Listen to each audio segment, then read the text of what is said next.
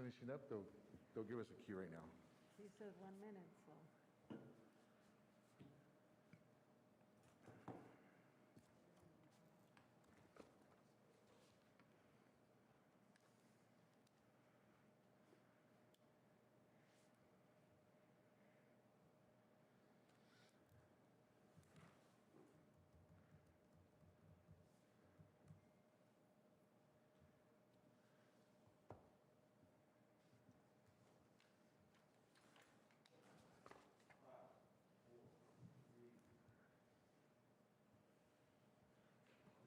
All right, Mrs. Lopez, whenever you're ready.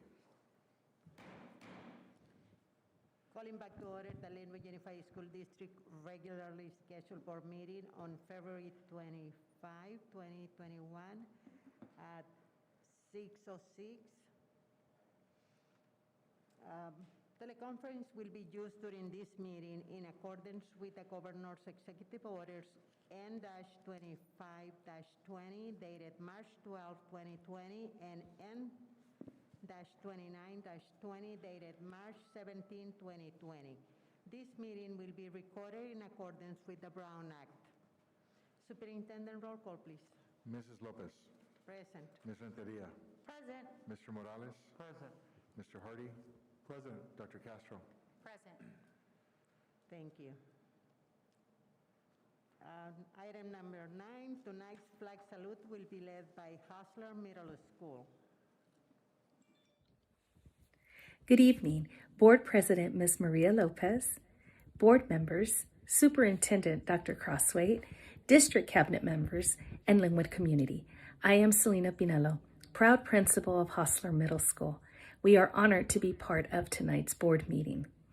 Joining me today is one of my students, Sophia Salaya, 8th grader and ASB president. Sophia has great ambitions. She would like to one day be a neurosurgeon and attend USC. Sophia will now lead us in the flag salute. Please stand, put your right hand over your heart, ready, begin.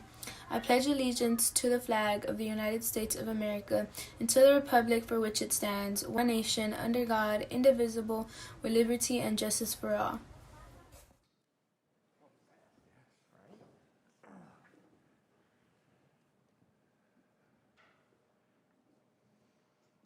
Thank you very much.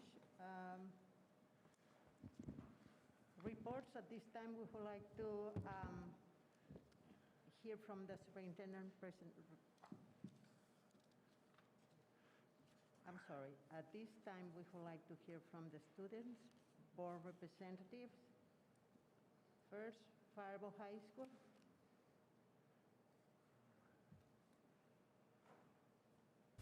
Good evening, Board President Ms. Maria Lopez, Superintendent Dr. Crosswaite, Board members, District Cabinet, and Lynwood community. My name is Leslie Benitez, ASB Board Representative for Marco Antonio Faribault High School, and this is our board report for February 24, 2021. College and career. As FAFSA applications are right around the corner, the counselors from College and Career Center are continuously working hard to help the seniors out on their financial aid applications, as well as giving updates on universities and colleges. Club activities. ASB Leadership and the Leadership Club are working hard to create a virtual club fair for students and teachers starting this week. The club fair will begin today, and there will be a Q&A, slide presentations, and videos posted for instructions on how to make a club and how to join one.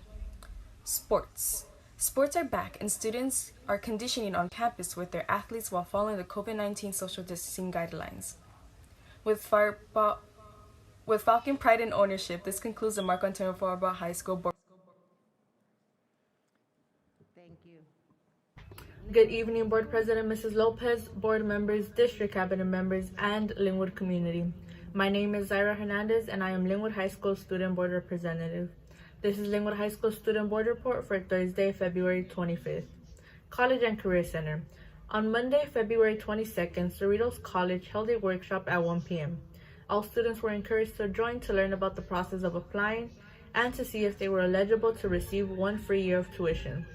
There have been a variety of financial aid workshops hosted to encourage and support our seniors to submit their financial aid applications. On Wednesday, February 24th, the movement held a financial aid workshop from 5 to 7 p.m. The College and Career Center holds Turnitin financial aid appointments both in person from 3 to 6 p.m. and virtual from 1 to 6 p.m. every Thursday. If students are not able to make it on Thursday, they also have a workshop this Saturday, February 27th from 10 a.m. to 1 p.m. both in person and virtual. On March 1st and 2nd from 3 to 5 p.m. they will also have another financial aid workshop. The deadline for the FAFSA and California DREAM Act is on March 2nd. Today from 1 to 2 p.m. there was an LBCC application workshop held. Video interviews. On Monday, February 22nd, Lynwood High School students had the opportunity to be interviewed at the Lynwood High School campus for a recruitment video that will be shared with the middle schoolers for incoming freshmen. Space was limited due to social distancing regulations. Teacher of the Month.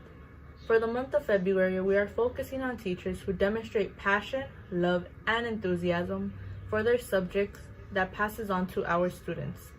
Students were asked to vote by February 26th. We cannot wait to share these results with you. Second Quarter Recognition Awards. On Friday, February 19th, Lynwood High School held their second quarter Student Recognition Assembly for all nights. Each teacher chose 3 students from the subjects they teach, whom they believed show academic achievement, excellent citizenship, and most improved. Students that were chosen were notified to attend a drive-through assembly where our cheer team and staff applauded them for their outstanding work. Ladies and gentlemen, this concludes my board report for Lynwood High School. Thank you. Thank you very much.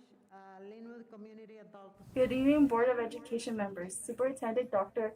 Crossway, members of the Cabinet, and the Lynwood community. My name is Michelle Diaz, and I'm reading for the Student Board Representative for Lynwood Community Adult School. The ALCAS administration and staff would like to thank Dr. Dinkins for the productive meeting on relocation concerns and possible solutions. The Pearson View Testing Center is open and will be administering GED testing in the near future. The LVN program has accepted its new cohort of 150 LVN students for the 2021 and 2022 program year. Let's wish them well as they strive to uphold the excellent traditions of the LCAS LVN program. This concludes Lynwood Community Adult Schools Report.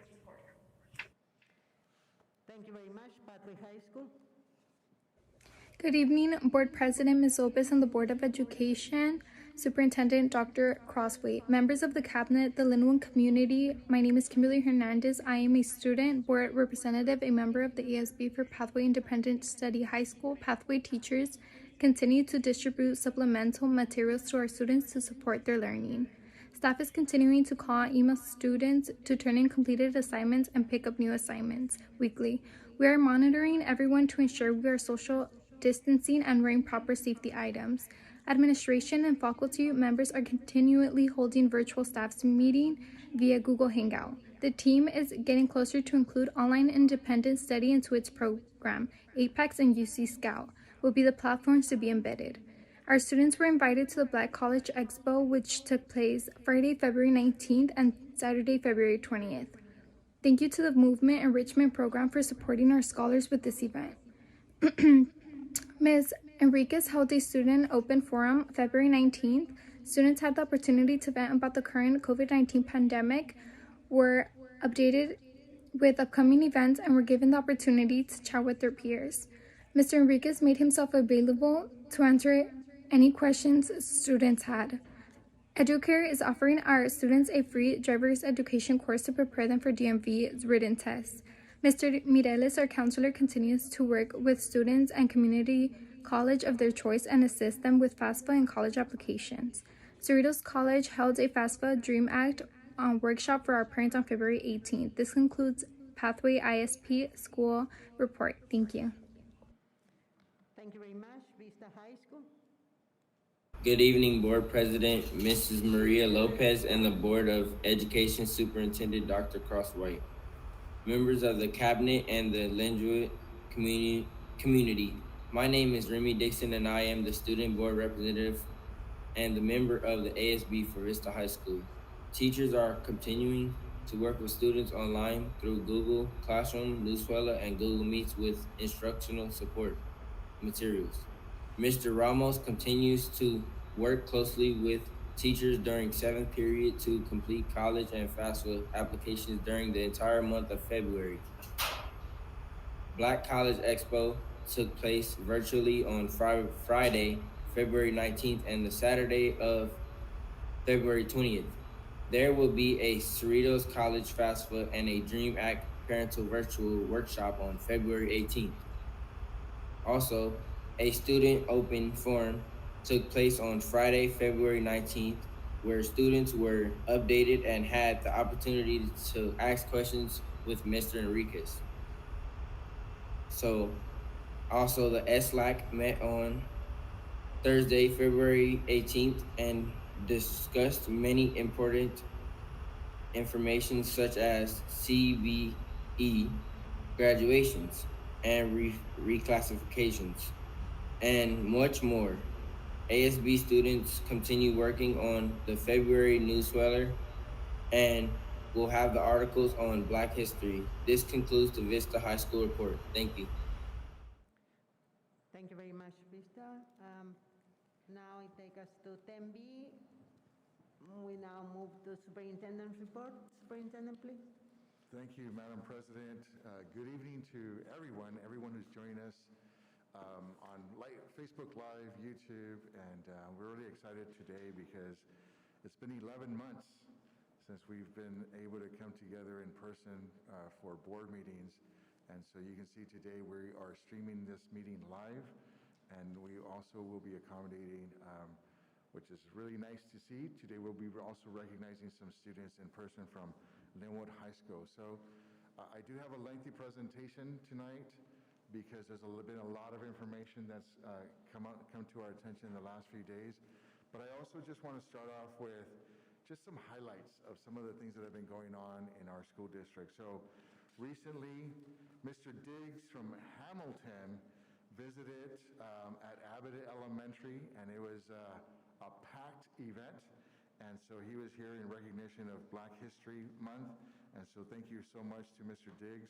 And our students were also highlighted, as well as our Assistant Super of Ed Services, Dr. Dinkins, who stepped in on my behalf because I had an emergency meeting with LACO. All the superintendents were asked to join an emergency meeting yesterday. And then I just want to recognize all of our counselors and staff for continuing to push our students to continue filling out their FAFSA. Again, the sooner the better. And so we have a student that we want to just highlight, and that is Alexa Escamilla. And I know she has a scheduled interview with Columbia University. And so as the students shared in their reports, we are really excited about their upcoming announcements because they're going to start receiving their college admissions as well as their financial aid applications. So we are preparing an update on the college and career highlights at hopefully one of our meetings in March. And then just congratulations to the students. And so here you see one of our students who basically under their MESA program prepared some bridges.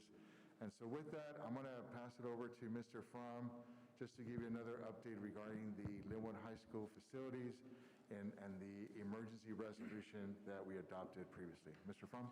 Good evening. It's nice to see you all in person. It was nice to dust off the jacket and put it back on again.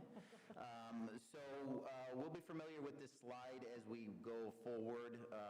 Just like our last emergency resolution we passed, we'll be presenting these two slides at each board meeting to just update you and provide the information of purpose behind the resolution. So it was adopted at the last board meeting 2 weeks ago.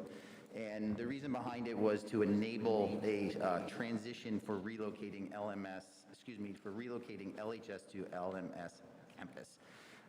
It was done so we could get repairs done, replacement of facilities in time to meet the needs of the students when they arrive on campus in the fall.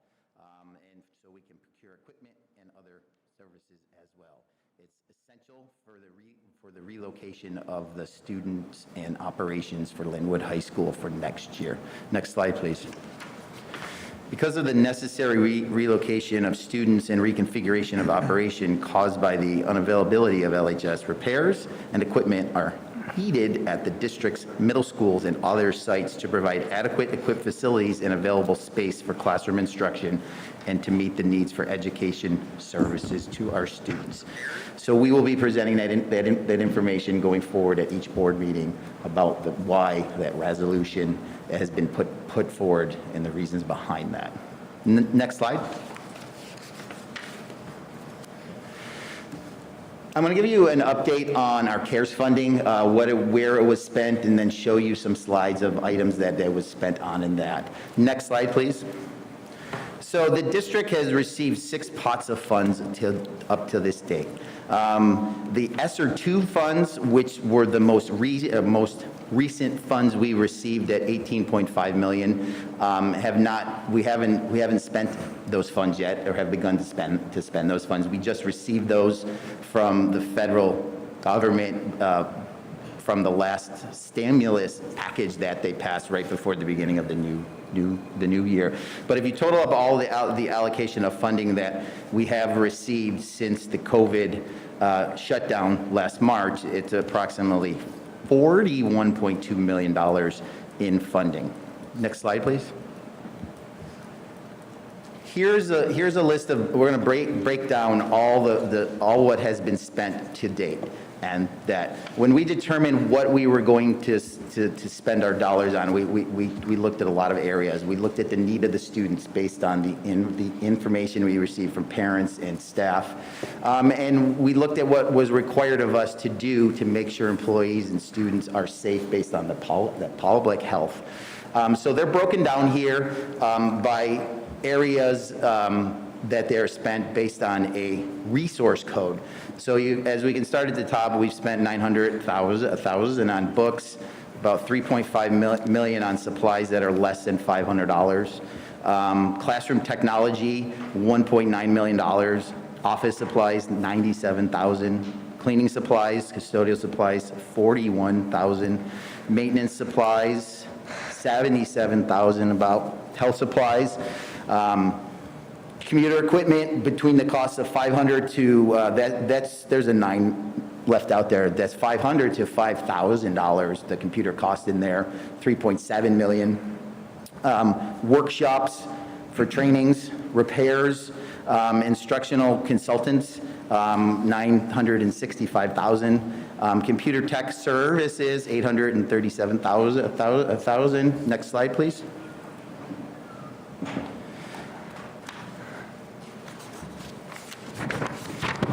The books is a repeat of the one, I apologize, I didn't take that off the first slide, but that's just a repeat of the one that we already talked about on the first slide. Non-instructional consultants, $143,000. Other services, $58,000. Phones, internet, and postage, $93,000. Equipment over the $5,000 mark, and computer equipment over $5,000 mark in that. So total spent to date is $17,877,623 in that. The majority of the dollars left are that's just on supplies. The things that fall under the resource codes, 4,000s up through the 7,000s. Next slide, please. We've also had some costs under personnel, $1.2 million is spent on personnel expenses. Remember at the beginning of the pandemic last year in March, we paid our employees that came on to work time and a half pay. We've also giving out distance learning stipends for staff that work from home, teachers that work from home, and there's also some extra duty hours that staff put in to work with students past their normal work day as well in that.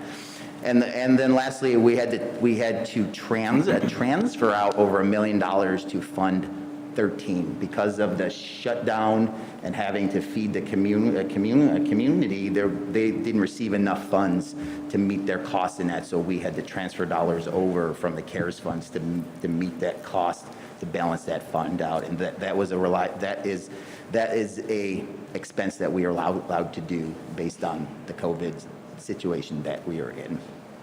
Next slide, please. So here's all the technology that's been purchased since we started. As you can see, 13,000 Chromebooks, 500 iPads and iPad cases, 1,800 Chromebook tablets and cases for the preschoolers, pre-K and kinder. Those are touch screens, so they can just touch the buttons instead of having to put them on the keyboard. Cases for Chromebooks, hotspots, 3,500 hotspots for the students in the community, headphones for students and staff, laptops for staff, 1,300 laptops for staff, desktops for staff, 600 monitors and docking stations, mice and keyboards, external monitors for staff, document cameras for staff, as well as laptops for the Project Lead the Way students as well. And Mr. Fromm, if I may just interject here. So I want to thank you for the detailed presentation. I know we've received some questions from the community, and I just want to be, thank the community for the questions that have come our way. But again, encourage anyone, when they have any questions about our funds, please reach out to us. We are more than happy to make these reports available. And as you can see here tonight, is we've broken down in more detail so that the public is able to see how we've used our funds, and it really has been to support our students and staff. I know I've gotten some questions about, can we use these funds for rent? Unfortunately, I wish we could help out more families beyond what we're doing, but we also have a lot of restrictions. And we did survey our staff. We also surveyed our families to better understand what their needs are. I know that some districts didn't allocate funds for like the food pantry or for technology, but in our community, we heard very loudly from our parents and our students that these were the necessary items in order for them to have access to the distance learning. So any questions regarding any of these funds? And again, we're gonna go through something similar with the update, but I do wanna just share one additional thing is that Mr. Fromm and I discussed earlier is that as we start bringing students back in person, one of the things that we're going to be doing is also administering the COVID tests. And so we're going to have to pay for those tests. And just a rough estimate, if we were to test our employees twice a month, we're looking at a 1.4 million. And if you add the testing for students as well as staff, over a 6-month period, it's $18 million. That doesn't include anything else. So again, we want to make sure that we're responsible with these funds and that we continue obtaining input from our staff in the community. But again, if there are questions out there, please reach out to us. We are more than happy to sit down with you and provide this in more detail. Next slide, please. So we have so much stuff in our warehouse, we had to start securing our Chromebooks upstairs in a room. So as you can see, secured up there is a shipment.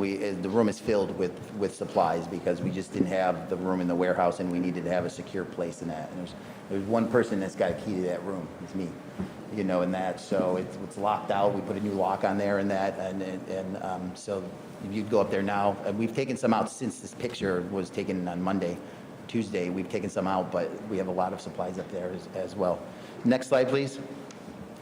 Here, yesterday started the inserting and the MERV 13s, the keyword MERV 13s. I know that is a big hot topic right now out there. We have purchased them to put them in all of our air filters throughout the school sites and we purchased enough for a year's worth because they have to be changed every 3 months in that. But something that we're going to have to put more of our dollars towards is the air filtration systems in our school sites and that's why in the ASER 2 funds, it was specifically written in there that you could spend those dollars on air filtration systems and things to improve the air quality in that, which in past funds that was not written in there. And this is why it's important and that MERV 13s are very restrictive of the air in that. So there's going to have to be testing done to our facilities. There's also an incentive bill that just went out, AB 841, that there's grants out there to get monies to upgrade our facilities and test the classrooms to see what the needs are there. Because there could be some of the places that the MERV 13s aren't going to work, and it could burn out coils and stuff like that as well. So we'll be looking at that. So that's important that with those funds that we're currently getting, the ASER 2s, that we'll be able to use some of those dollars, and we're going to go after grant dollars out of the AB 841 as well. Next slide. Here is, every site will have at least 2 of these on their touch list. If you look on the left there, the students put their water bottles there, and the water will come out and fill it up in there, so they don't have to put their mouths to that, and they press it in the water. Just like if you've been to the gym and that, they have those there where you can bottle filling stations and stuff like that. And so that's at Helen Keller. Those pictures are taken there. Next slide, please. Here's our hand washing stations. We have two types based on sizes of the students in that. We have shorter ones based on the elementary students, and we have them for the taller students as well at the high school levels as well in that.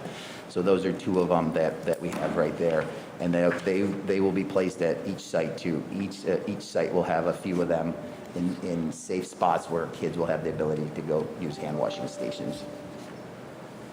Next slide, please. This is our COVID kits. Every classroom in the school district got a kit in it with supplies. They haven't been used because we haven't had staff in the classroom in that, but as you can see, those are the supplies that are in there. There's hand sanitizer, there's wipes, there's a thermometer, there's a refill a cup for the hand sanitizer, there's masks for kids in case there's tears or rips in that. And the most important thing, there's that pink slip there. That's a slip when your supplies run low that you fill out. You turn it in your front office, and they'll submit that to the warehouse, and they'll bring over more supplies to replenish your kit in that. So these are just things that the supplies that were bought for our students and for the classrooms when students do come back. Next slide, please. Here are some more PPE equipment. As on the left there, you can see those are the infrared cameras to scan for temperatures. Every site got one of those, and we have them here at the DO as well. What's great about those too, you don't have to touch it, you just put your face up to it, and if you're not wearing your mask, it calls you out and says, no mask on, no entrance, and that. So that's a feature as well. And if you look on the right too, those are, masks that we have made for the students and staff with the Lynwood unified information on there. We have the surgical masks as well, a lot of those, and hand sanitizers and temperature guns as well. For every classroom is getting those, and we have those at all the sites all over the place. Next slide, please. We also spend a lot of our COVID dollars to protect our staff and students as well. We purchased over 5,000 desk shields. We don't need them for every student because we're not going to have all the desks in the room and that. But for the amount of desks that we can put in the room, there's enough shields per just for every desk to have it. And then that's just an example of area here at the DO, but we have them at other school sites where the glass has been installed to protect staff as well when they're dealing with people from the outside. So there's a lot of our funds that went towards that protective equipment as well. Next slide, please. Also, too, we spent some of our funds on signage in that too. This is our most recent signage that we have.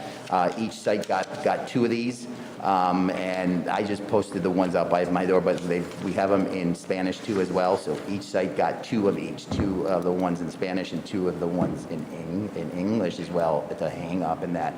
And then when you drove in today, you probably saw them hung out on a gate right by the district office as well.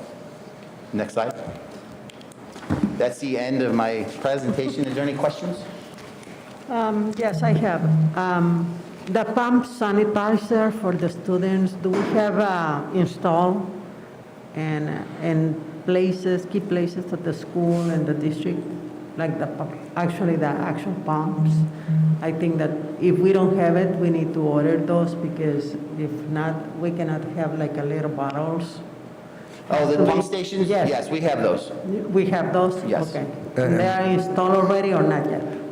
Yes, so they already are at the schools. They're in the classrooms, but we're also making them available in other areas like bathrooms, eating areas, hallways as well. Yeah, we have lots of hand sanitizer. I mean, we've been stocking up on products since over a year now. And with not having the students here on that, they haven't been, we're not going through our supply. No, So as far as we have installed, when the students start coming, we start refilling, because there is no meaning to put anything in there if nobody's there. Yeah. It's a waste of money. Any additional questions regarding this information? Yes, I just want to say thank you for doing this presentation. It helps to have it explained in this thorough manner, so when people in the public have questions, we're able to refer back to this meeting, this presentation, and the list of expenses so that there's some clarity. I think the community, when they see $41 million, dispersed to the district, they just see a large ticket item, and people think that's a lot of money.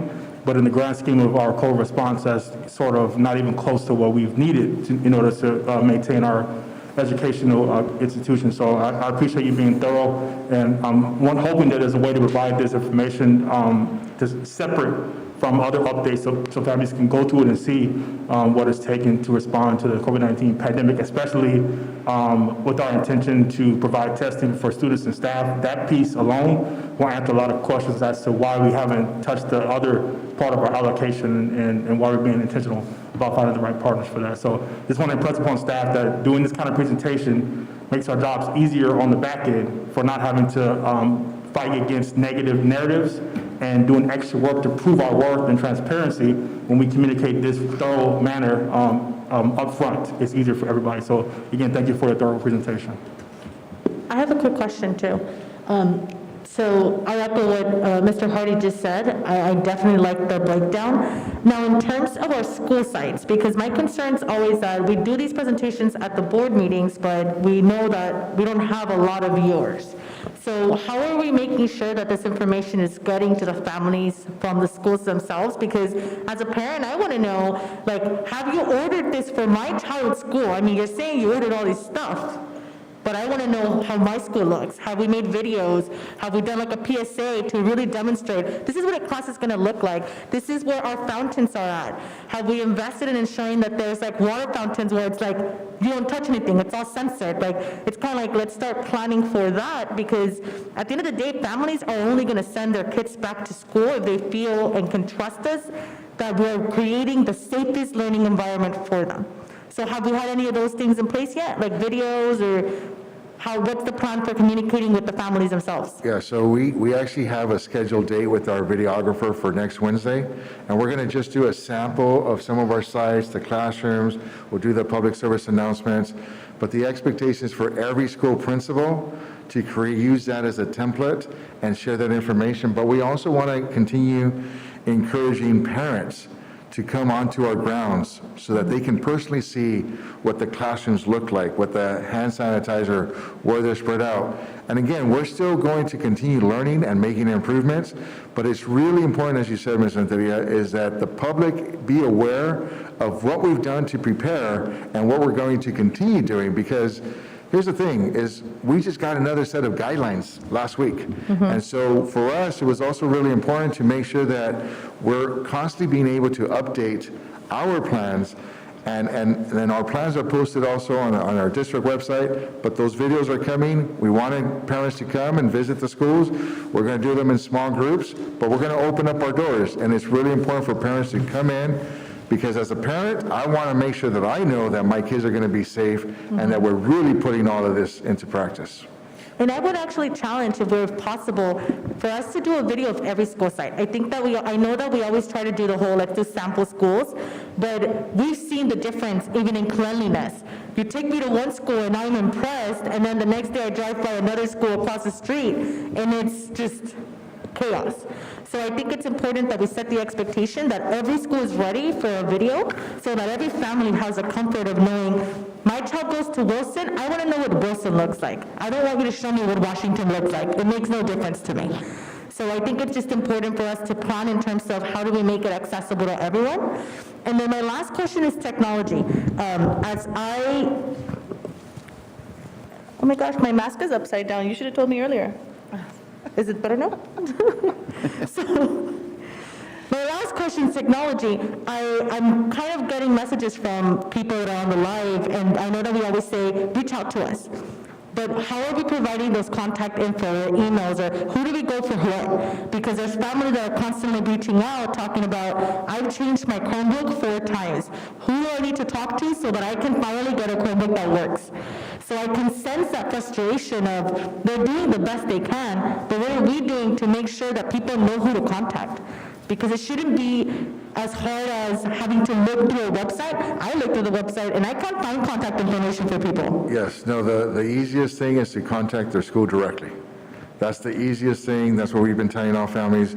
We know that there was some tech issues with some recent updates, but we've handled that. Our staff responded, and there are devices that for whatever reason stop working and they're not efficient. So we just remind parents, family members, reach out directly to your school site. Again, our school sites are open. So if you can't find a phone, stop by. So we have our hours available to the public, and we're also there to help.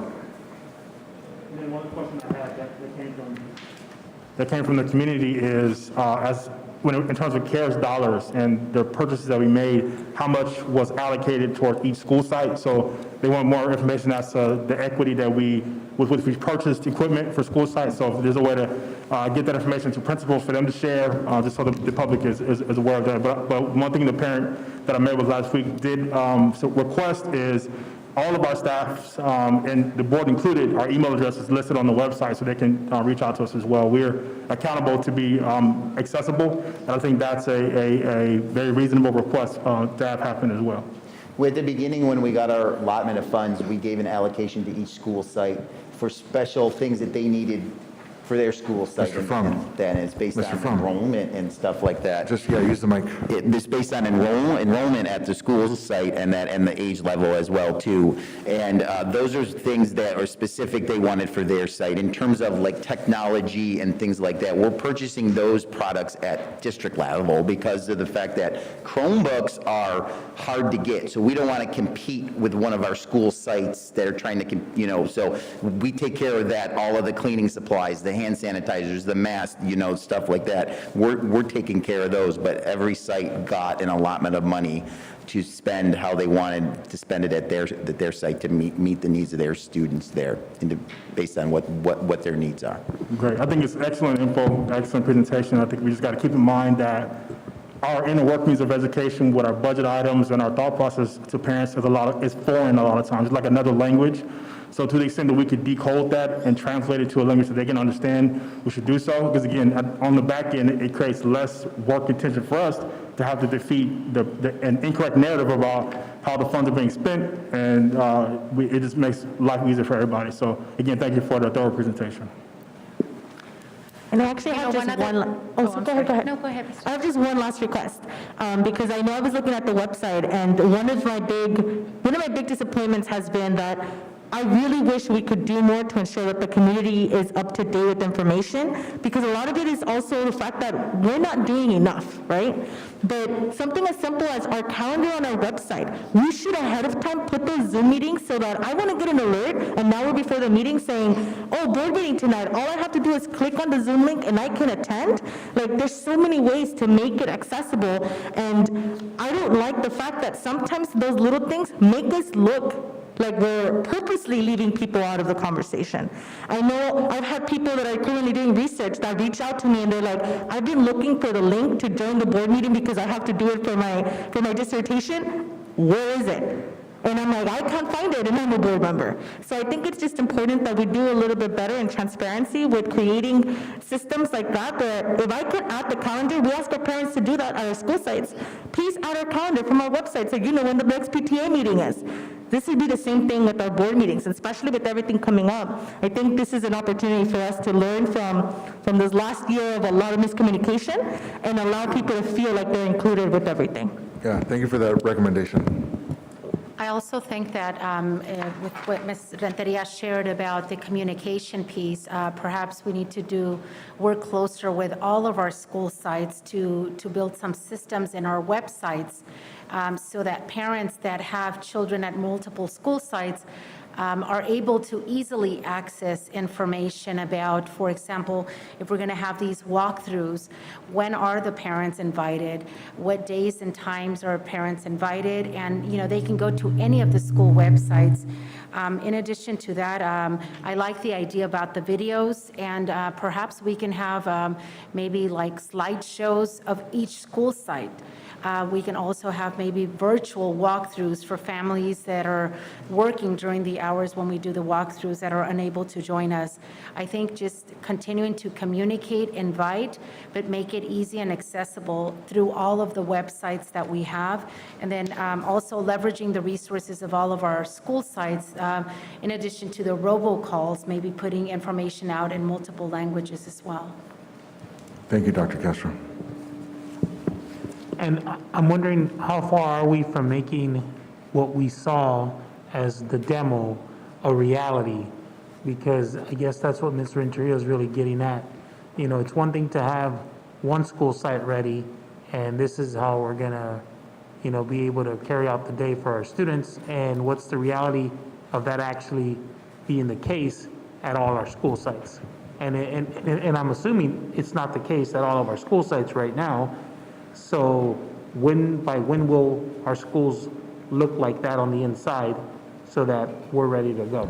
Yeah, I mean, I can tell you that the classrooms, that's district-wide. Some of the things that we're working on right now, as Mr. Fromm indicated, are, for example, the installation of the MER filters. I don't know if there's anything else to add to that, Mr. Fromm. Yeah, a lot of it has been done already. A few months ago, we started a parent task force and we visited sites. You know, some were more along than others at that time, but the hand washing stations are here and being installed. We don't want to put those out when kids aren't there on campus, because those are the things that sit out and stuff like that. But all of the rooms have the desks set up the way they're supposed to be. We have all the hand sanitizer, we have all that, you know, at the school sites as well, you know, and we want to, because we don't know when schools are going to reopen, but we got to be prepared as like it's going to be tomorrow, you know, and stuff like that. Like Dr. was saying, you know, we just started today because we just got them, because they're not manned. And companies tell you they're going to be here in a week, and then we come and say, well, it's going to be a couple more weeks, you know, and this is something that's happening all over the place. But most of the stuff is done at the school sites as well. Because we've had staff working there, you know, so there's protocols that have to be followed. And then, you know, we have the quality control team that went out to visit a couple sites before the surge, and then they stopped. But they're back up and going, and they're going to take their first site out back next week to a site.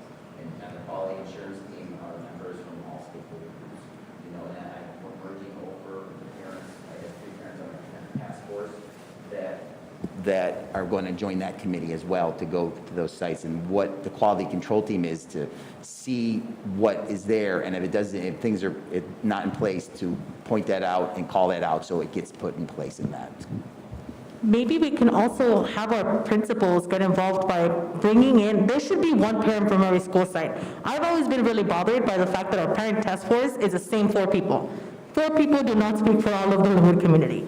So it's a problem to see the same people, it's the same complaints, the same ideas, but then I also understand why the families wouldn't get involved, because they feel like, well, they don't want me, they're not asking me to be on anything. So it's important for us to also, maybe it's something that we challenge our principals with. Have your school site council chairperson be on there. We have DAC committees, like there's so many opportunities, but our task forces are, like, we could do better. So even the quality control team, like I see pictures online, and it worries me that I know that it's availability and all that, but what can we do to ensure that there's representation from all school sites? Yeah, because that's what's missing. Yeah, all good recommendations. The quality control task force, et cetera, those were just initially district-wide. But moving forward, it's happening by site. So every school is expected to showcase their schools and engage different parents and staff members in conducting these visits. Absolutely, yes. Right, and just to piggyback on that too, when the parent task force was beginning, we kept it small because we didn't want a lot of people going out there and doing it and that. But site administrators were also told that to set up tours for parents for their site and that as well. So the task force was a parents that volunteered, you know, to be on that. And they weren't picked as, the people that were there were the people that volunteered. That's all we had that volunteered. And then, you know, site administrators are like, set up tours at your own site. This is the group that's going to go hit them all. And then for parents that want to come see your site, set those up to have them tour your site as well and that. Yeah, I think the difference is opening it up for people that want to volunteer versus a principal get on the phone and calling parents and inviting them. I think that's to the extent we have to go to ensure we have parent involvement and input in this process. And second, I know last year we met and I requested a grading rubric for each school site. So I'd like to see an update on where we are with that, because I think that should be our guide as to how ready our schools are to open. Because, you know, in my mind, as a parent, as a board member, I wouldn't want to open a C+, C- school. I want to open an A+ school, and understanding how that grade coincides with equipment availability, right? Have parent walkthroughs been conducted? Do we feel confident that everything is in place to open the school site, and that should coincide with that grade, as well as just overall cleanliness? So I think that'll help us have a system for making a better decision when we're able to open schools. I think some parents and teachers have a lot of concern that we're going to rush and do it because other schools or districts are doing it. And I want people to know that that's not our process, that this is the process we have in place, and it includes the hand washing stations, the filters for the water stations, it includes the MERV filters, whatever we think is necessary to open a school site. That should be a part of that decision process, and it should be public, and administrators have to be doing intentional outreach to parents so that there is comfort on the part of the parents to make sure that schools are ready to receive their kids. I think this process should happen every school year, not just in the pandemic, but more so now. And it's important that we make sure that we belay the concerns of the community. I know I asked for a specific thing for our school doors. That's something that's a visual level of comfort. If you go into any hotel lately, there is something you can look at a door and see, okay, this room's been cleaned, I can enter this room. So we have to go to I don't want to call it extreme, but be very intentional about making the community know that our schools are ready for the entry. So again, I think we have processes in place. We got to make sure they're systemic and uniform across the board, and that we're all clear what needs to be in place in order for us to open schools up safely. You know, I think if we can have the videos done for each school site, I know that I'm listening, and that kind of sounded a little cumbersome at first, but then calling every parent to come take a tour sounds even more unrealistic. However, I think that doing the video per school site, should be something that gets done and maybe done by the principal, so there's a connection, and do the tours and invite people and do what we can there. But I think the goal should be to get as much exposure as possible, and getting a tour of every single school site would be very helpful for the parents of the students that attend every single school site. And that's really the only way you're going to get the buy-in, that people are going to feel safe sending their kids. And to be clear, they shouldn't call every parent. No. Just make sure there's some intentional outreach. So the principals know who the parent leaders are on their campus, and I would say reach out to those. Start there, as in addition to opening it up to every parent on the campus for sure. So I was just thinking, that's the extreme. That's probably something that if it was possible, I think we should do, but it's not possible to call every single parent. But maybe the video that is possible, then that's something we could do. Absolutely, thank you. And Madam President. I just, to close this chapter, I think that we need to start preparing ourselves for the board to have a visitation to the schools, walkthrough, and we go from there. What is it that we need to do more?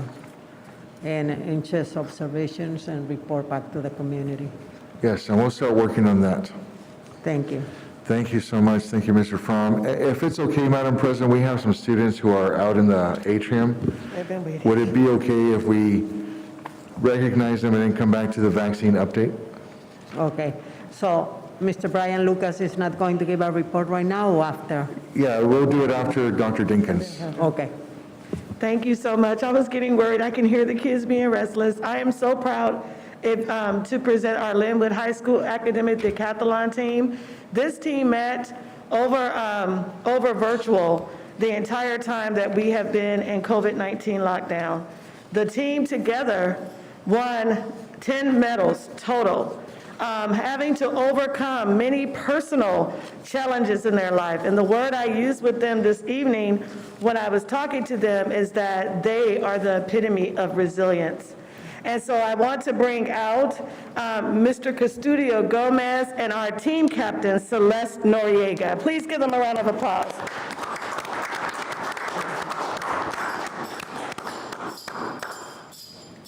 Celeste won 4 of the 10 medals, 2 gold. She was the highest scoring team member. I love the clank of medals. She knows that's our inside secret. She won 2 gold as the highest scoring member of the entire decathlon team, speech and interview essay.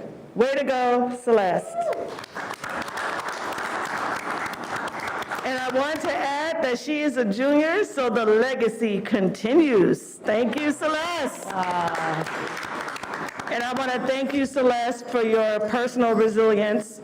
I was on the phone last week with Celeste and her father, and she shared with me her personal story, and it brought tears to my eyes. I want to thank you for pushing through in spite of your personal challenges within your family and for yourself. And if I haven't said it 20 times, I'll say it again. I am proud of you. We are all proud of you. Thank you so much. Next, we have Gustavo Ayala and Isaac Andrade. Please come in. Let's give them a round of applause. You guys scoot over, but they can come in. Yes, perfect.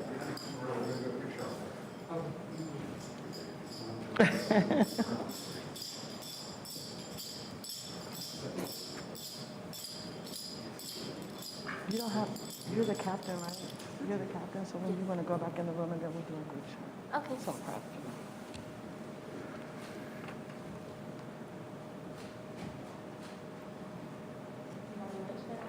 So then you guys exit. If you guys go back to the waiting room, and then Mr. Washington will come over and do a group shot. Thank you so much for waiting. Our next students, Evelyn Bernal and Saul Cruz. Let's give them a hand. Saul is a senior who I believe won a medal. Was it science or social science, Saul? Social science. Let's give him a hand for that. Way to go. And Saul is a senior who wants to leave us and major in computer science, and I'm trying to convince him to own his own company, because he can do it. Thank you both. Congratulations. And then we have Diana Piedi and April Santana. Let's give them a hand.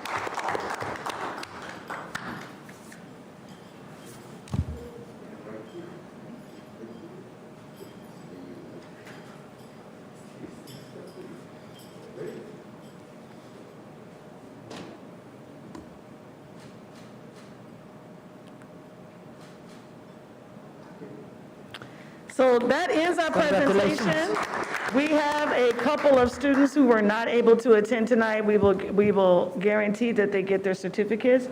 Before you leave, Mr. Gomez, may I say something to you real quick? I didn't really know Mr. Gomez personally prior to this.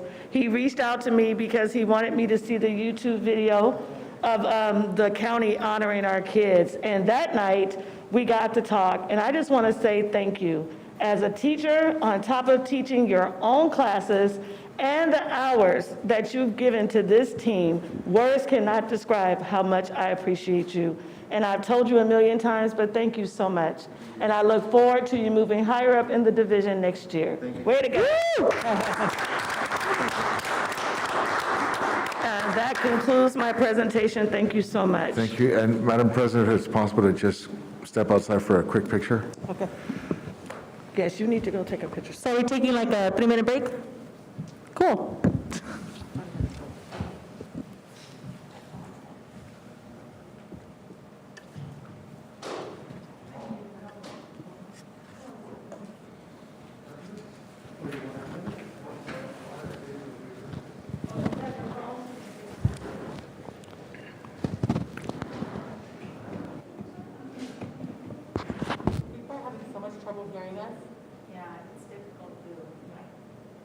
Why are we doing, they're like, why not just Zoom? It's awful. You're not ready? No. Are all the mics on when they're talking? Is that it? I don't know, but it's like, they can't hear anything. They're like, can you guys ask questions? Can you? We should have turned captions on. They should have, because it's really, really hard to listen to anything. I asked them to go to Facebook, to mute all of them, and they all said.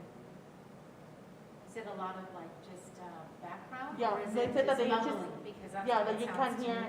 unless you have it like That this, is- like you have to have it next year like this. Yeah. That's why I keep getting closer, because I was asking them, can you hear me now? That's why I kept talking so much. Yeah. Because I wanted them to hear, and they're like for his presentation, they couldn't hear anything. For Mr. They haven't been able to hear anything from Maria either. Yeah. Is her mic on? Yeah, it is.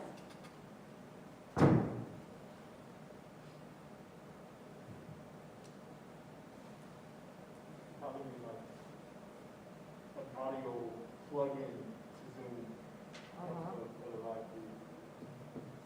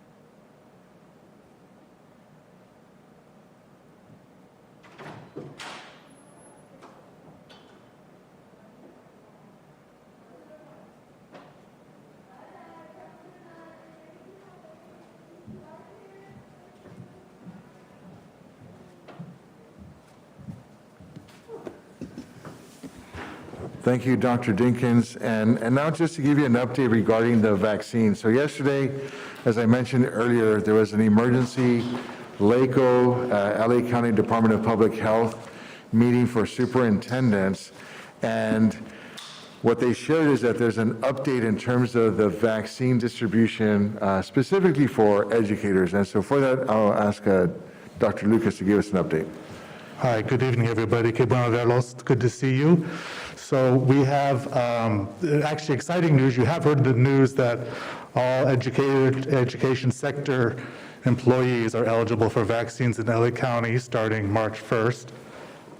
Excuse me. But the good news that Dr. Crosswaite referred to is the county has allocated special guaranteed or dedicated appointments for educators. So as we all know, it's been a struggle to get an appointment, right? If you've had an elderly family member try to get an appointment in the past, it's been difficult. But the county will be allocating for us these dedicated appointments that we will get out to our school employees.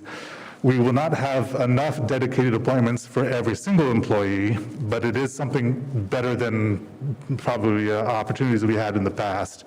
So we will be prioritizing employees that have direct contact with students and families, and ones that are working directly in our school sites. So for instance, right now, that would be food services employees who are preparing meals, our custodial staff, our administrators who are at school sites, and office staff at school sites as well, will be our first priorities to make sure that they're taken care of first, because they're the first in line with the public and students.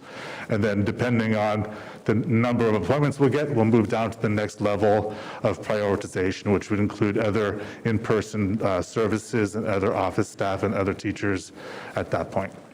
So it's great news, and we'll be doing this with our partnership through St. John's Wellness Center. They'll actually be the vaccine administrators doing this work for us. Do we have a date to start with the vaccination? We do. It's supposed to start next week. Next week, Monday, or? I don't think it's going to be Monday, because everyone just got this news on Thursday, as Dr. Crossway mentioned, and so St. John's has to kind of ramp up and get ready for these extra added appointments. But the plan is to get the information from St. John's about how to give the appointments to employees and have them start signing up in the middle of next week. What the schools are going to be offering the vaccine? What sites? Right now, until St. John's is able to provide services here in the district, the first part of this will actually be at one of their clinics, one of St. John's clinics, and I don't know which one yet. They haven't identified which clinic they're going to be able to do this with, but that'll be the first step, will be at one of St. John's clinics. Our employees will be able to go, and once we can get St. John's on site, which might take a little while just because they're doing vaccines everywhere, right, a couple of weeks, then our employees can go there. But first starting out at one of the St. John's sites themselves. And how we are going to inform the employees that we have the vaccines or the sites? We are going to send emails, how we are going to communicate with the community of We are going to send, Unify. Yep, we are going to send emails, again, because we're prioritizing, we're not offering it to every single employee. So we'll send emails to select groups of who we need to prioritize with. And I've already met with the labor partners and let all the presidents know this is coming, and to help us also communicate to their members about check your emails. This is an important thing that's coming down the line, to make sure that they're also helping in the communication around the effort. Because I know that the city is also in the same process. So probably we can work together with them and helping us vaccinating the employees. And I know that we have to serve also the 65 and older. But at this point right now, we have, I don't know how many vaccines we are able to do it a day. So they are going to let us know. St. John's? Yes, it depends on their capacity as well. And even though we are getting these dedicated appointments or dedicated vaccine doses, as I mentioned earlier, it won't be enough to cover all of our employees, unfortunately, just because the vaccine supply, as we all know, is rather stretched thin. But again, I see it as a positive in the sense we are getting a nice chunk of vaccines that'll be available for our employees and guaranteed for them. Well, probably we can send a resolution, or we can have a resolution and send it to the supervisors, that this is one of the cities that has had a lot of deaths, and one of the situations that I just realized, taking food to some of the families that in the same square where we were, it was like 3 houses away from other family that 2 people died, and then 2 weeks ago, 3 people died in the same place, neighbors. And before I come over here, I realized that one of the friends just died in the morning. So from Lynwood, it's like everyday situation. So we need to do something to vaccinate more the community. And I think that as it was declared that we were going to get supplies according vaccine supplies according to the needs of the city and how it's been affected. I think that this city has been affected very strong, and we need to push for whatever or whomever we have to ask for more services. Because we cannot say, oh, we just have 500, and they said, no, we need to demand more, because more people is going to die if we don't push everybody. And we are the leaders in this community for education, and the other side of the street is the other leaders that we need to push together for vaccinating the city and the seniors. That is big deal right now. If you're in the city and receiving all the calls, I don't have any food because my husband died, or because I don't have money to bury. And that's a situation that one of the campaign managers of one of the candidates, the wife just died. She died, like, she was walking, she got the COVID, and less than 2 weeks she died. And it's been like a week or two. So it's everyday situation. And we need to push for more services and vaccinating this community. And that's my request, that we need to do more. Yes, so it's something that as leaders, we need to continue advocating for the community to increase the access of vaccines. We also need to continue helping people understand that vaccines are scientifically safe, because there's some misinformation out there that it's going to do different things. So one of the things that you have already done as a school district is you've approved an MOU with St. John's to also use our facilities. I know the city has done something similar with a different vendor. So potentially we're looking at 3 different vendors, 2 through the city, and then using 2 of our school sites to increase access to the vaccine. So 2 separate things. One is that there's an update from the Department of Public Health, because I want to make clear that school districts and cities should not be responsible for vaccinating. But it's been put on us because we've had a lack of direction and support. But secondly is that we want to make sure that we have more accessibility to the vaccine for the community. So aside from the St. John's partnership to vaccinate our employees can go anywhere starting Monday. Whether they live in Lynwood or not, they can go to Long Beach, LA County, the megapods. They're now accessible for all employees. But we also will have a specific location for them through our partnership with St. John's. But beyond that, we will also are partnering with St. John's to increase access to the vaccine to the community. So if you're in the qualifying tier, you will also be able to sign up with St. John's for the vaccine in the near future. So just a quick question. I know the county had reached out to our adult school students to have them increase their manpower for vaccinations. The sad part was that they were sending them to Valencia and Santa Clarita. So I'm just wondering if there's an opportunity, if the issue with St. John's opening a site in Lynwood is human capital, that if we can have our adult school students who are in the nursing program work with them to extend the capacity to make sure that we are vaccinating in Lynwood as soon as possible. So that's just one of my suggestions, to see if that's possible. Thank you, Mr. Hardy. We actually already have Ms. Wilson, Shamel Wilson, over the adult school let us know of that opportunity with their students, their LVNs in particular. And I've reached out to St. John's to say, like, we got the facility, we got some support. It's under their license, it's under St. John's license to do it. But of course, to your point, the human capital point, will help out a lot if they have extra hands, that they don't feel so stretched with their own staffing, and that we can provide some support, both clerical-wise, security-wise, and then of course with the LVN students, who will also benefit by getting clinical hours, which they need to finish their certification. What does the forecast look like for them opening here in our community? I know that we might not have a date right now, but do we have an anticipation date of when they're going to start vaccinating in our own community?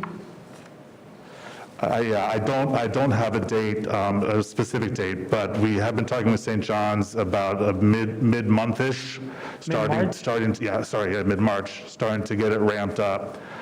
Again, St. John's has been a very valuable partner and a trusted partner for the county too, and they're being asked to do an awful lot on the part of the county, to Dr. Crosswaite's point of reaching out to these healthcare providers in different regions. And so they are working very hard, but also have lots of commitments and want to get everywhere they can. And we've been talking about mid-March for broadening it to the greater community of Lynwood.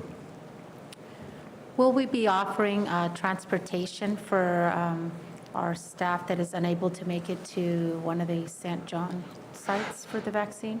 Right now, we're not planning to offer transportation. I have been talking with the labor partner presidents around some brief leave time, in essence. So if it comes during the school day is when their appointment is, to be able to take a couple hours off and go over there and get it done, because we don't want to present any barriers to that as well, or limit their availability for getting the shots.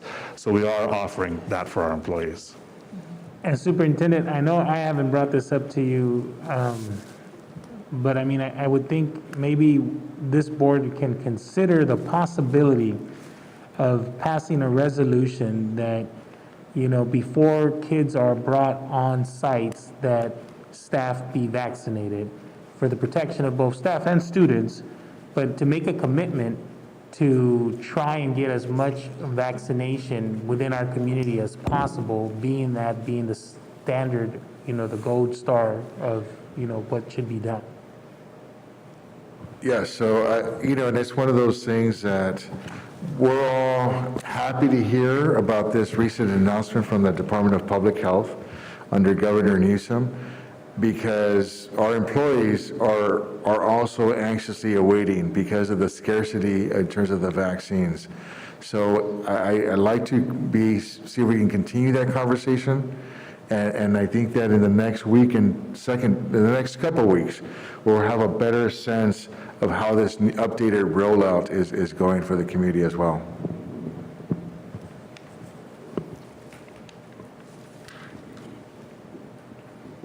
Thank you. Thank you, Dr. Lucas. And Madam President, that concludes our hour-long presentation today.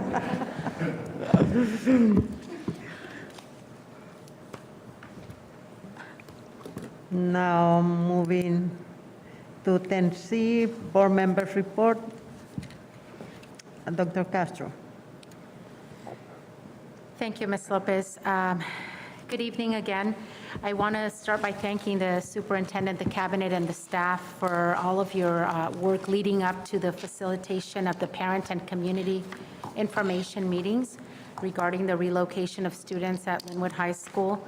And I attended several of these meetings, and I know that we heard many concerned parents, many concerned families, and I want to continue to invite our families to reach out, to ask questions. And I know that through our district, we've made available those recordings. And I know that there's also a listing of those questions and responses. So this is an ongoing conversation, and I know that together we'll be able to work through this difficult moment of relocating our students. I'm also very happy to hear tonight that we will make the vaccines available to our Lynwood staff, and I look forward on participating in these walkthroughs for the safe reopening of our schools.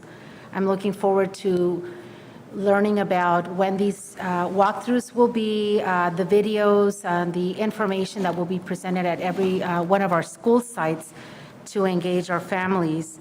And I want to thank all of the staff that is working to prepare our schools, our campuses, to be safe and ready when we welcome our students. I'm happy to see that the number of families that have reached out to us regarding the CARES Act funding.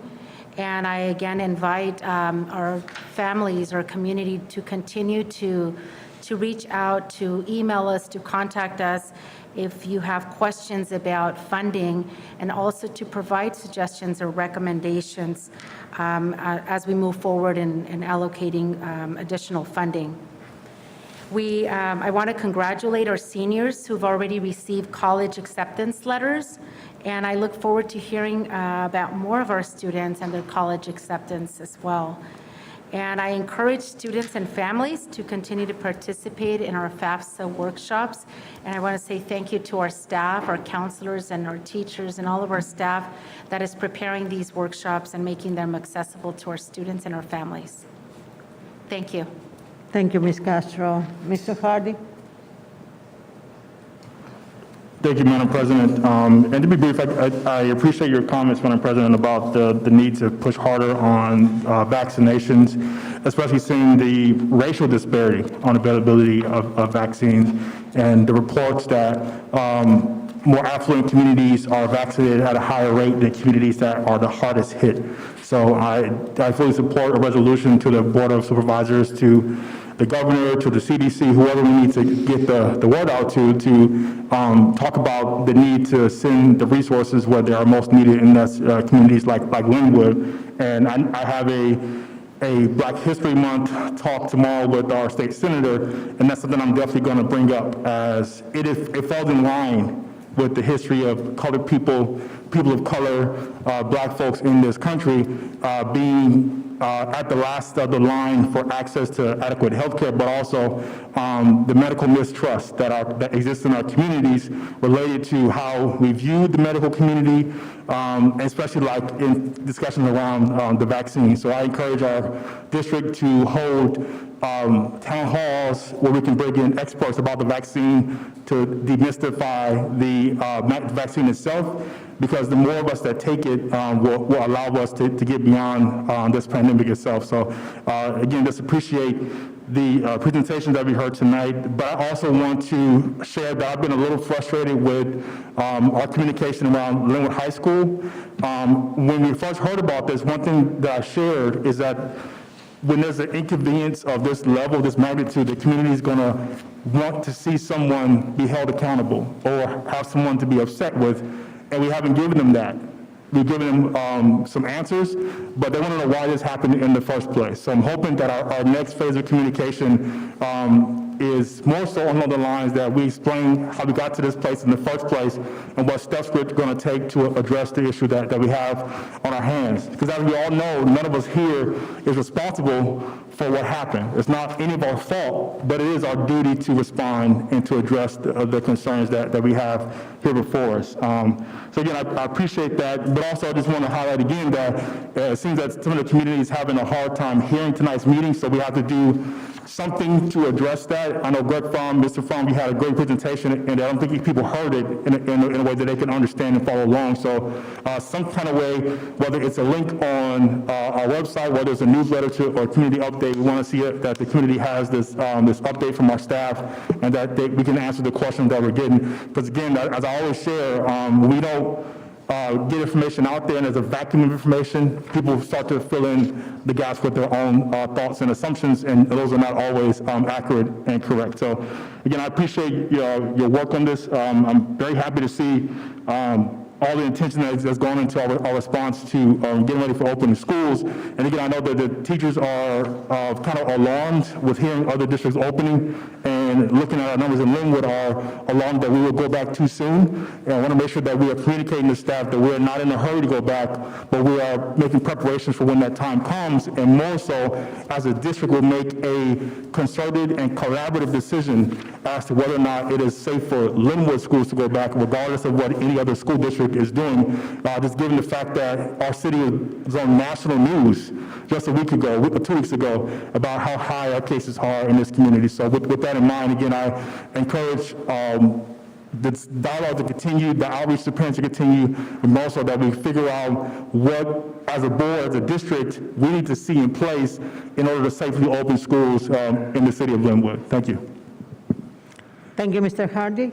Mr. Morales, please. Thank you, Ms. Lopez. Briefly as well, I just wanted to touch on the issue that my colleague just did, which I think he's right, which is the vaccination or the lack of vaccinations within our community. And one of the reasons why I asked if we had a date, at least a projected date, which you did actually give me an answer, which is mid-March, which I'm happy to hear. Obviously, we all wish it would be sooner, being that our staff can start getting vaccinated come Monday, and we're not going to have the facilities for them. So, the sooner we can get it, the better. But, the thing that I'm also happy about is that this site is also going to be able to be used for our community, not just our staff, and it will be a site that can be used by, the people that live within the city of Lynwood, and that's important because that gives access, and the more access we can give, I think the better. I know that our counterparts across the street in the city are, entering into their own agreements to bring more vaccination.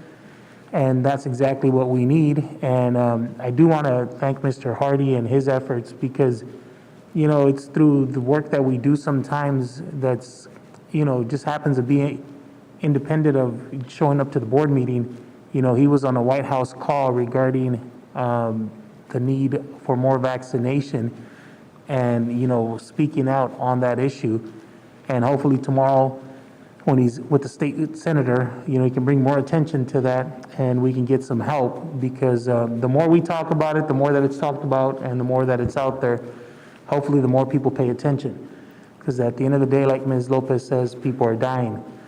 And the reason why I think it's important that we make some kind of commitment to our teachers is because there is a teacher that is a retired teacher who is a substitute teacher who is probably the type of teacher that will come back to teach our students, wrote a post recently in which he indicated that he knew that returning to work in this environment quite potentially might mean returning and coming to their death.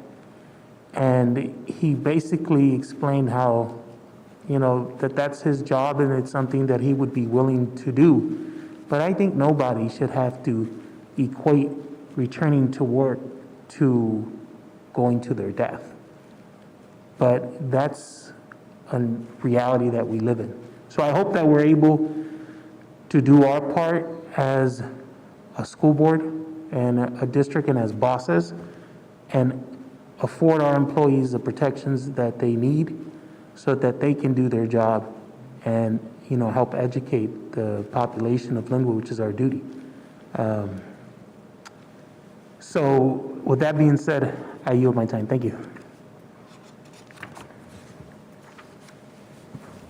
Thank you, Mr. Morales. Ms. Renteria, please. Thank you, Ms. Lopez. I think for me, I just also want to echo the importance of leveraging our resources.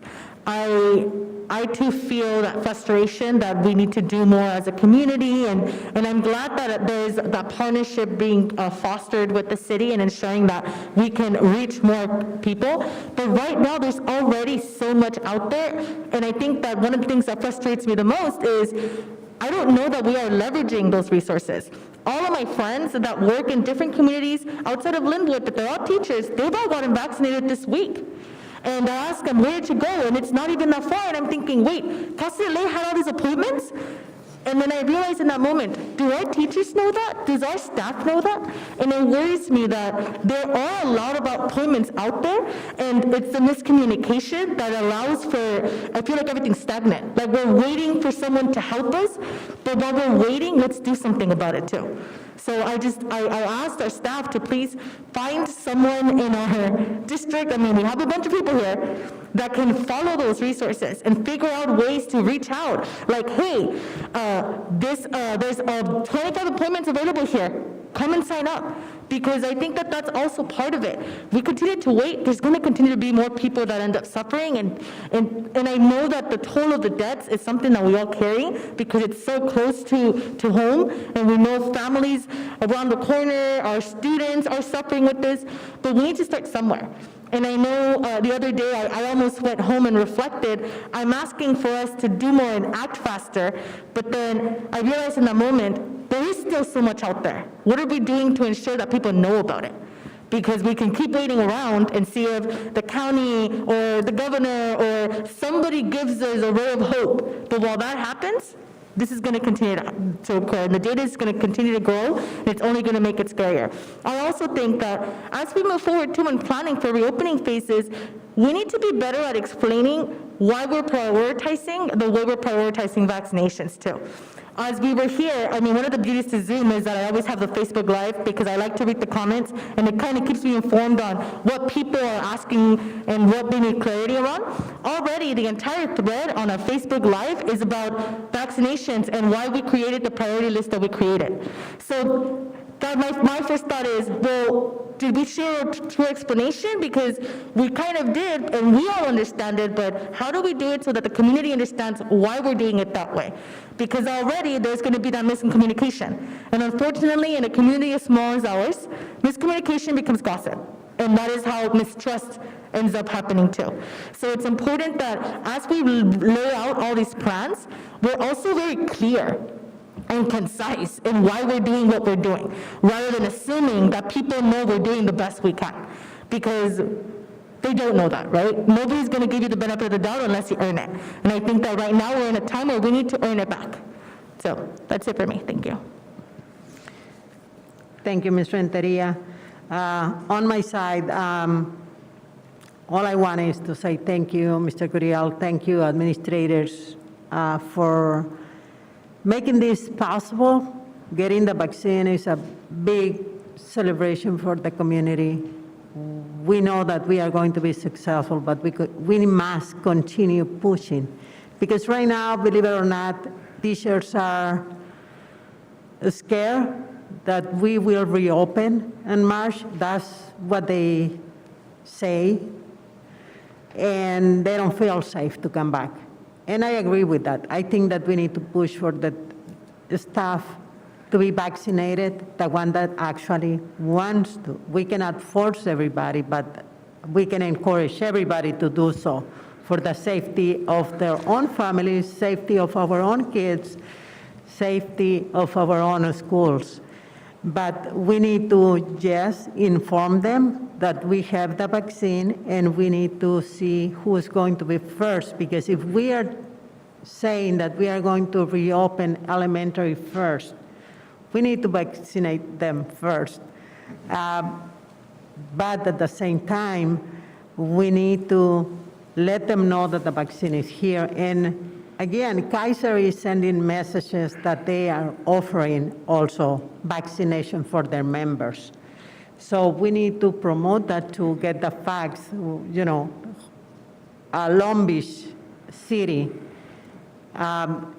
many of our teachers are already vaccinated over there. So we need to put up that information too.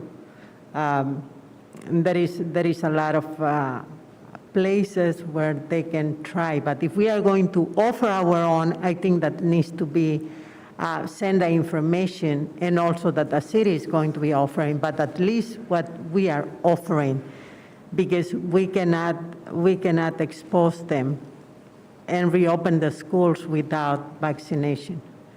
I don't think that is safe for us. I don't want the district to be liable, because how we are going to do in case one of the students get the contagious disease, how we are going to stop. We need to see those plans.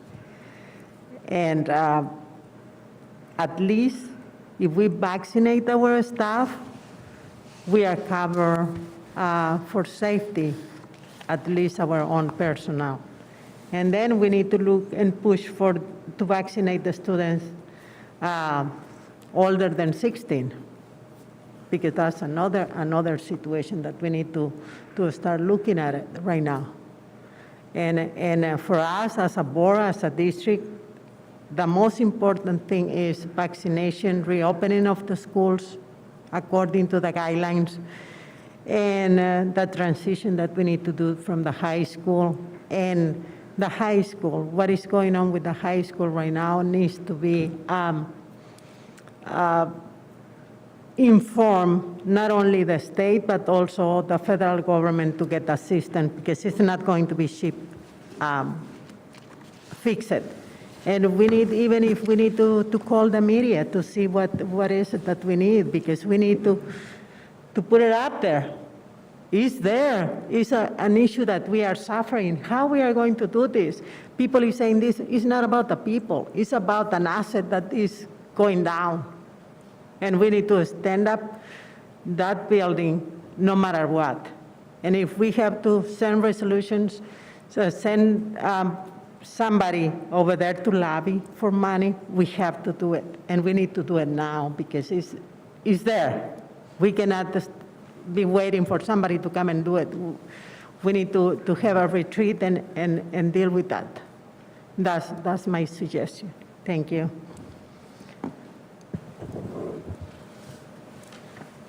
Now we are going to public comments and communications.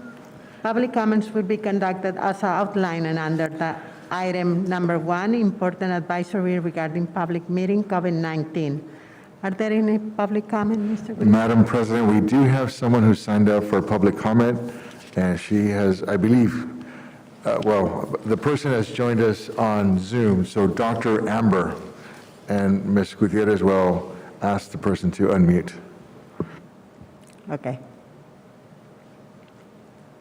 Good evening. Good evening. My name is Dr. Amber Lynwood. I'm a faculty member in Azusa Pacific University School of Education. Again, Dr. Amber, if you can go ahead and unmute so that we can hear your public comment.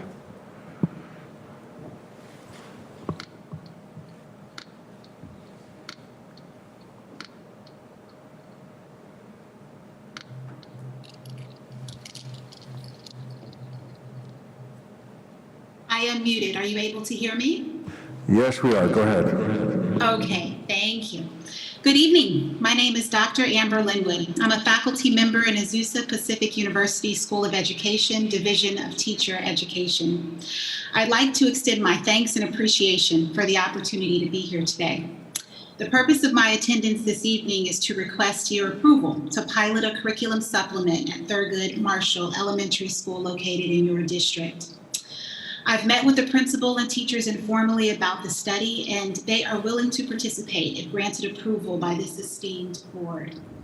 The curriculum supplement consists of 4 lessons to be taught to 4th grade students, and I'd like to deliver each lesson in each 4th grade class at Marshall Elementary School.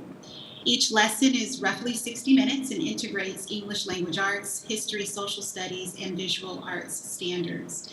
In these lessons, students are asked to think deeply and critically about historical events and difference makers. Major purposes of the curriculum include expanding students' knowledge of American history, acknowledging contributions and accomplishments of African Americans.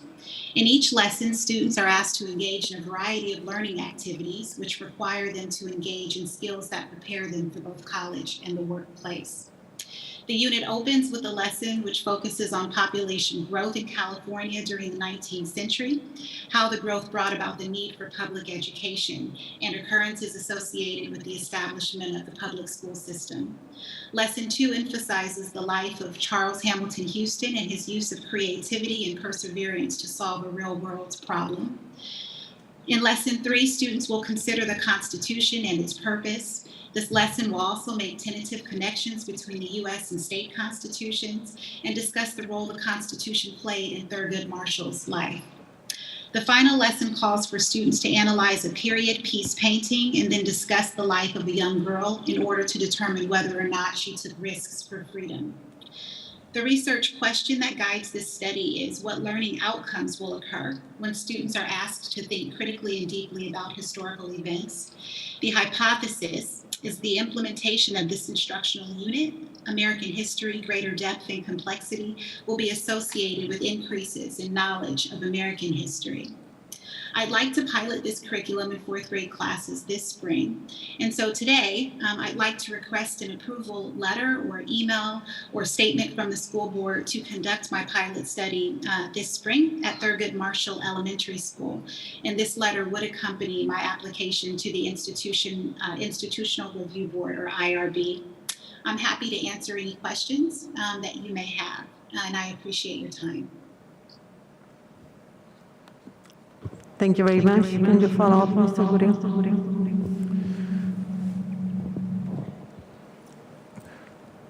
Thank you, Madam President. We will follow up with Dr. Amber and make sure that she's aware of the process for any study or requests in our school district. Thank you. Yes, please follow up. Thank you. There is any other comment? There are no other public comments, Madam President. Seeing none, now it leads us to action items. Item number 14A, request approval of minutes for the regular meeting of the Board of Education in February 11, 2021. Do I have? So moved. It's been moved by Mr. Hardy. Do I have a second by Mr. Morales? Is there any questions? Seeing none, all those in favor signifying saying aye. Aye. All those opposed? This item has passed 5-0. Now we are in 14B, Human Resources Certificated, request approval of Resolution 2021/29, release of temporary certificated employees. Do I have a motion? Second? Moved by Mr. Morales, second by Ms. Renteria. Is there any questions or comments? Seeing none, all those in favor signifying saying aye. Aye. Aye. All those opposed signifying saying nay. Seeing none,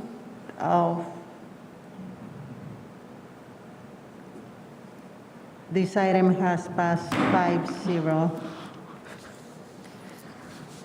14C, Facilities, Measure K and Measure N projects, review of emergency repairs and consideration of need for continued action at district middle school sites in relation to the transition of moving Lynwood High School to Lynwood Middle School campuses. Do I have a motion? So moved. Madam President, I think we skipped item 14.B.2. The resolution to consent to assignment. Oh, it's true. I'm sorry. Let's go back to facilities. Actually, it's a resolution 14B2. Request approval of resolution number 2021-31, consent to assignment. Do I have a motion? So moved. Moved by Mr. Hardy. Second by Mr. Morales. Is there any questions or comment? Seeing none, all those in favor signify by say aye. Aye. All those opposed, say no. This item has passed 5-0. Now we go back to 14C, Facilities. So moved. Second? It's been moved by Mr. Hardy or Morales? Mr. Hardy, and second by Ms. Renteria. Do we have any comment? All those in favor signifying saying aye. All those opposed say no. Aye. Aye. This item has passed 5-0. And Madam Consent President, agenda. before you get to the consent agenda, I do need to pull two different items. Okay. The first one is 15A4, and the second one is 15A9, and I will provide additional information at a future board meeting. Okay. Are you pulling for separate vote 15A4? I am pulling for no vote, so just to withdraw it from the consent agenda, correct? Okay, thank you. It's been pulled to item from the agenda, so do I have a motion for the rest of the agenda? So moved. Second? It's been moved by Mr. Hardy, second by Ms. Renteria. Is there any comment on this item? Seeing none, all those in favor signifying aye, say aye. Aye. Aye. All those opposed? This item has passed 5-0.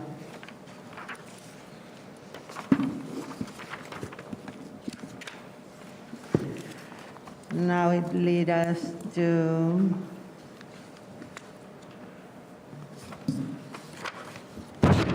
report out of closed session. Madam President, with reference to Item 6 of the published agenda, item 6A1, the board received information, no final action was taken. Item 6B1, the board received information, no final action was taken. Item 6B2, the board received information, no final action was taken. Item 6B3, the board received information, no final action was taken. Item 6C was not considered by the board, and that concludes the readout from closed session.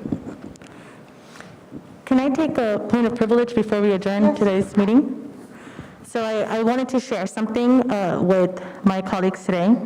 And I went ahead and I prepared a statement just because it's easier, and I was ready for Zoom. I was not ready for in person. For the last 8 years, I have had the honor and privilege to serve as your representative on the Lynwood Unified School Board. As an educator, every decision I've made has come from a student's first mindset, and I am very proud of the work my colleagues and I have accomplished over my tenure on the board.